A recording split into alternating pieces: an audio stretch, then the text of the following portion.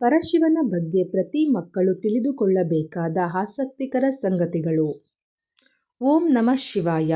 ಮಹಾಶಿವರಾತ್ರಿ ಪ್ರಮುಖ ಹಿಂದೂ ಹಬ್ಬಗಳಲ್ಲಿ ಒಂದು. ಶಿವ ಸಮತೋಲನ, ದಯೆ, ನಿರ್ಭಯತೆಯ ಸಂಕೇತ. ಶಿವನ ಈ ಪಾಠಗಳನ್ನು ಮಕ್ಕಳು ಕಲಿಯುವುದು ಜೀವನದ ಸವಾಲುಗಳನ್ನು ಶಕ್ತಿ, ಸರಳತೆ, ಆಧ್ಯಾತ್ಮಿಕ ಅರಿವಿನೊಂದಿಗೆ ಎದುರಿಸಲು ನೆರವಾಗುತ್ತದೆ. ಧ್ಯಾನದ ದೇವರು. ಶಿವನನ್ನು ಧ್ಯಾನದ ದೇವರು ಎಂದು ಕರೆಯಲಾಗುತ್ತದೆ. ಪರಶಿವ ಕೈಲಾಸ ಪರ್ವತದಲ್ಲಿ ಧ್ಯಾನ ಮಾಡುವುದನ್ನು ಕಾಣಬಹುದು. ಇದು ಮಕ್ಕಳಿಗೆ ಗಮನ, ಆಂತರಿಕ ಶಾಂತಿ, ಸ್ವಯಂ ಶಿಸ್ತಿನ ಮಹತ್ವ, ಏಕಾಗ್ರತೆಯನ್ನು ಕಲಿಯಲು ನೆರವಾಗುತ್ತದೆ.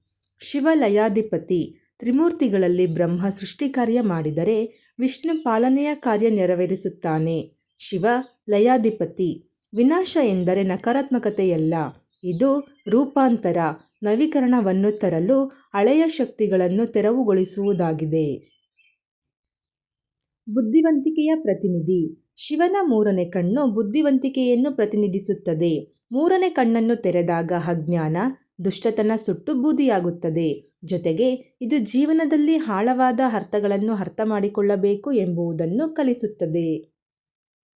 ನೀಲಕಂಠ ಎಂದು ಕರೆಯಲಾಗುತ್ತದೆ. ಜಗತ್ತಿನ ರಕ್ಷಣೆಗಾಗಿ ಶಿವನು ಸಮುದ್ರ ಮಂಥನದ ವೇಳೆ ಹೊರಹೊಮ್ಮಿದ ವಿಷವನ್ನು ಕುಡಿದನು. ಇದು ಮಕ್ಕಳಿಗೆ ನಿಸ್ವಾರ್ಥತೆ, ತ್ಯಾಗ ಮತ್ತು ಇತರರನ್ನು ರಕ್ಷಿಸುವ ಬಗ್ಗೆ ಕಲಿಸುತ್ತದೆ. ಜೊತೆಗೆ ಕಷ್ಟಗಳನ್ನು ಎದುರಿಸುವುದು ಕೂಡ ಆಗಿದೆ.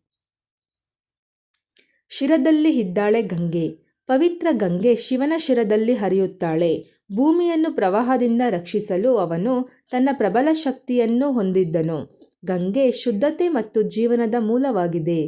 ಪ್ರಕೃತಿ ಮತ್ತು ಜಲ ಸಂಪನ್ಮೂಲಗಳನ್ನು ಗೌರವಿಸುವುದನ್ನು ಇದು ನಮಗೆ ಕಲಿಸುತ್ತದೆ. ಡಮರು ಮತ್ತು ಬ್ರಹ್ಮಾಂಡದ ಲಯ. ಶಿವನು ಡಮರು ಬ್ರಹ್ಮಾಂಡದ ಧ್ವನಿ, ಓಂಕಾರ ಹಾಗೂ ಬ್ರಹ್ಮಾಂಡದ ಲಯವನ್ನು ಪ್ರತಿನಿಧಿಸುತ್ತದೆ. ಇದು ಜಗತ್ತನ್ನು ರೂಪಿಸುವಲ್ಲಿ ಧ್ವನಿ, ಕಂಪನಗಳು ಮತ್ತು ಸೃಜನಶೀಲತೆಯ ಶಕ್ತಿಯ ಬಗ್ಗೆ ಮಕ್ಕಳಿಗೆ ಕಲಿಸುತ್ತದೆ.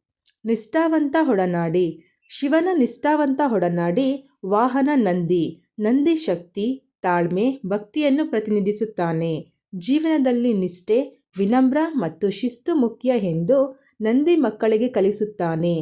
ನಿಜವಾದ ಭಕ್ತಿ ನಮ್ಮನ್ನು ದೈವಿಕತೆಗೆ ಹತ್ತಿರ ತರುತ್ತದೆ ಎಂಬುದನ್ನು ಇದು ತೋರಿಸುತ್ತದೆ. ಇತರ ಅಂಶಗಳು. ಶಿವನ ಕುತ್ತಿಗೆಯಲ್ಲಿರುವ ಸರ್ಪಾಭಯ ಸಾವಿನ ಮೇಲೆ ತನ್ನ ನಿಯಂತ್ರಣವನ್ನು ತೋರಿಸುತ್ತದೆ. ತಲೆಯಲ್ಲಿರುವ ಅರ್ಧಚಂದ್ರ ಸಮಯ, ಭಾವನೆಗಳ ಮೇಲಿನ ನಿಯಂತ್ರಣವನ್ನು ಸಂಕೇತಿಸುತ್ತದೆ. ತ್ರಿಶೂಲ ಮನಸ್ಸು, ದೇಹ ಮತ್ತು ಆತ್ಮ ಅಥವಾ ಭೂತ, ವರ್ತಮಾನ ಮತ್ತು ಭವಿಷ್ಯವನ್ನು ಪ್ರತಿನಿಧಿಸುತ್ತದೆ.